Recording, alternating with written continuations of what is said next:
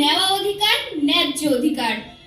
আর এই কারণেই প্রত্যেক চাকরিজীবীকে তার সমাজের জন্য কিছু করা উচিত। তাই বাবা সাহেব বলেছেন, pay back to your society. কিন্তু মা, বাবা সাহেবের কথা আর আমার সমাজের মানুষ জানলই বা কজন, শুনলই বা কজন? তাছাড়া এসসি 15%, এসটি 7.5%, ওবিসি 27%। তাও আবার পূরণ করা হয় না কোনো কালেই কোনো সরকারে। কিন্তু ওরা যে বহু কিছুতেই 100% ভোগ করছে, কই তা নিয়ে তো কোনো শব্দ নেই। চোরের মায়ের বড় গলা বলে যাকে আর, হ্যাঁ? 100% সংরক্ষণ? এইবার আমার মাথাটা সত্যি খারাপ হলো। মাথাটা গলিয়ে যাচ্ছে বাবা। তোমরা একটু বুঝিয়ে বলো তো বৌদিমণি। তবে শোনো নন্দিনী, সংরক্ষণের শুরু সেই বৈদিক যুগে বর্ণাশ্রম প্রথা সৃষ্টির মাধ্যমে।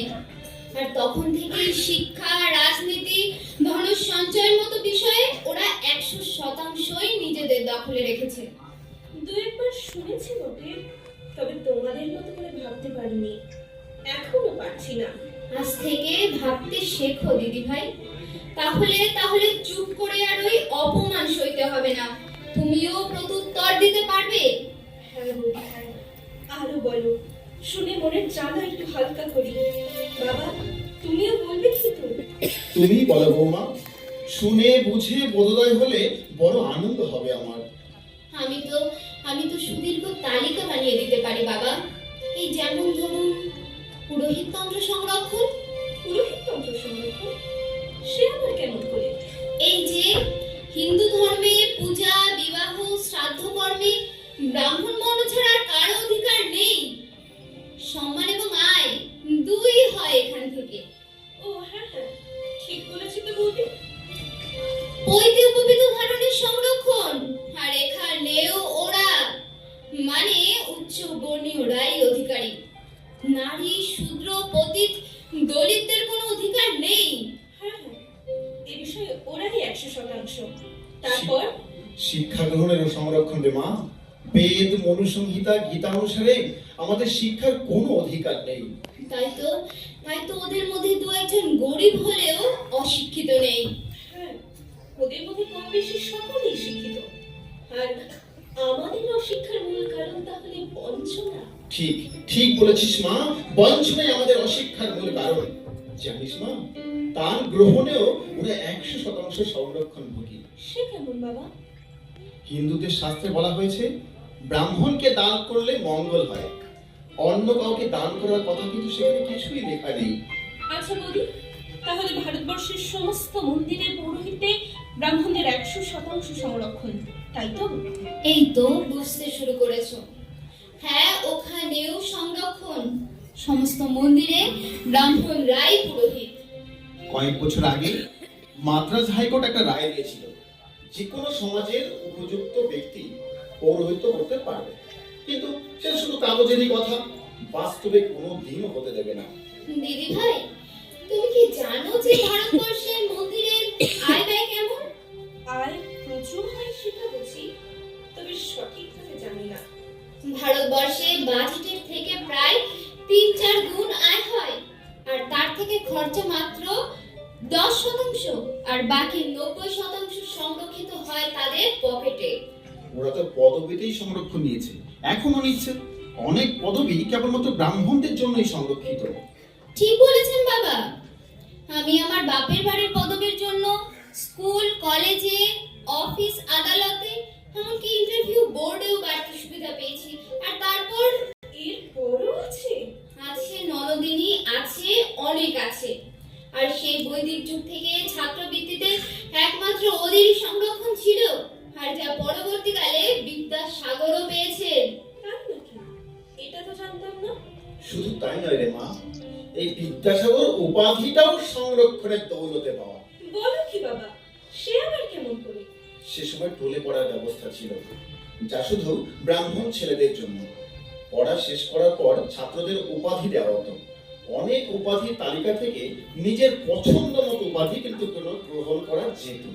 আর সেই সুবিধা থেকে ঈশ্বরচন্দ্র হলেন বিদ্যাসাগর, আর শিবনাথ ভট্টাচার্য এবং হরপ্রসাদ ভট্টাচার্য হয়ে গেলেন শাস্ত্রী। তবে তবে একটা কথা মনে রাখিস মা, কবিগুরু বা বিশ্বকবি নেতাজি, মহাত্মা, বাবা সাহেব, দেশপ্রাণ, মাস্টারদা, মহাপ্রাণ প্রভৃতি উপাধি কোনো শিক্ষা প্রতিষ্ঠান থেকে দেওয়া হয়নি এবং নিজের ইচ্ছাও ধারণ করেননি। এগুলো ছিল জনগণের ভালোবাসা, জনগণ প্রদত্ত উপাধি। সংবিধান প্রদত্ত সংরক্ষণ থাকা সত্ত্বেও এই করুণ অবস্থা আমাদের। আর না থাকলে তো বৈদিক মনুসংহিতার যুগ চলতো, আর এমন অনেক বিভাগ আছে যা সংরক্ষণের আওতায় নেই। সেখানে তো ওদের একচেটিয়া রাজত্ব চলে। এখনো বিদ্যালয়ের বিভিন্ন পাঠ্যসূচিতে দেখবে শুধুমাত্রই ওদেরই সংরক্ষণ, আর ইতিহাস বইতে দেখবে শুধু ওদের ইতিহাস। তাছাড়া স্বাধীনতা সংগ্রামীদের ভাতা প্রাপ্তিতেও শুধুমাত্র ওরাই। ঠিক বলেছ বৌদি, ওদের ইতিহাস পড়ে পড়েই তো বড় হয়েছি। আমাদের কোনো ইতিহাসই নেই যেন। বিচার ব্যবস্থায় সংরক্ষণ নেই, সৈন্য বিভাগে, রাজ্য সভায়ও নেই। তাই তো সব বড় বড় পদগুলো ওদেরই দখলে। আজ তোমাদের থেকে অনেক কিছু জানলাম, তবে আগে থেকে জানা থাকলে ভালো হতো। তাহলে তোকে চুপ করে সহ্য করতে হতো না, তুইও জবাব দিতে পারতিস। চাকরিতে মনোনীত হওয়ার পরও কম করে 5-6 মাস সময় থাকে নিয়োগপত্র পেতে। সেই সময়টুকু এসব নিয়ে পড়া যায় অবশ্যই, তাহলে তো এমন অবস্থায় পড়তে হয় না। দুঃখের বিষয় কি জানেন বাবা, আপনাদের সমাজের ছেলে মেয়েদের জানার কোনো আগ্রহ নেই, বোঝার তাগিদ নেই। তারা নিজের সমাজের মনীষীদের সম্মান দিতে জানে না, নিজেদের ইতিহাস জানতে চায় না। তাই তো অপমানিত হয় পদে পদে। অথচ আপনাদের সমাজে হরিগুরুচাঁদ, জ্যোতিবা ফুলে, বাবা সাহেবের মতো মহান জ্ঞানী মানুষের কোনো অভাব নেই।